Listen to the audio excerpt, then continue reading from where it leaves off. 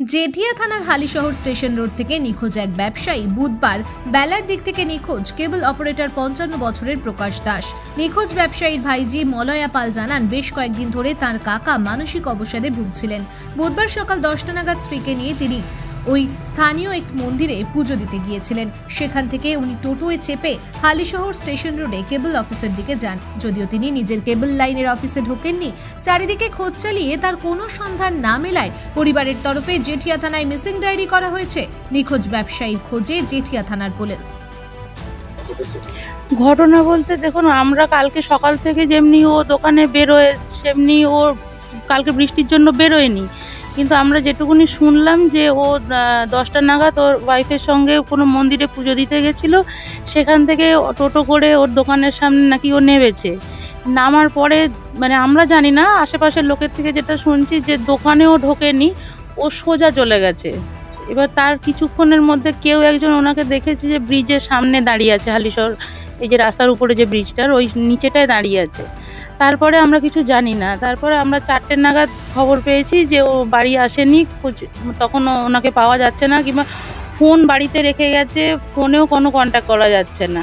তা সেই মুহূর্তে আমরা মানে থানা কিংবা লোকজন সব জায়গায় খবরাখবর পাঠিয়েছি, গেছি, ডায়েরিও করেছি।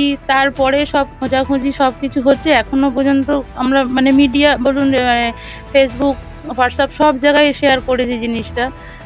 তারপরে জানা গেছে যে ওনাকে ট্রেনে দেখা গেছিল আর কি, তার কিন্তু কোনো প্রপার খবর আমরা এখনো পাইনি।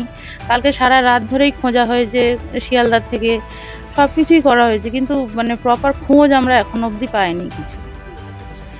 এখন ওর একটা মানে নার্ভের প্রবলেম ছিল, এখন মানে মাঝে মাঝে ভুলে যেত আর কি। এখন সেইটাই হয়েছে, হয়তো ভুলে বেরিয়েছে, মনে করতে পারছে না, বাড়ি ফিরতে পারছে না। এর আগেও একবার এরকম হয়েছিল, কিন্তু ওর কাছে ফোন ছিল বলে আমরা ফোন ট্র্যাক করে করে ওকে আনতে পেরেছিলাম। কিন্তু এবারে যেহেতু ওর কাছে ফোন নেই কিংবা যোগাযোগ করার কোনো রকম কোনো মাধ্যম নেই, আমরা সেহেতু আর কোনো রকম কোনো যোগাযোগ ওর সাথে করতেও পারছি না, কি জানতেও পারছি না ও কোথায় আছে কি কিছু। হ্যাঁ, থানায় জানিয়েছি।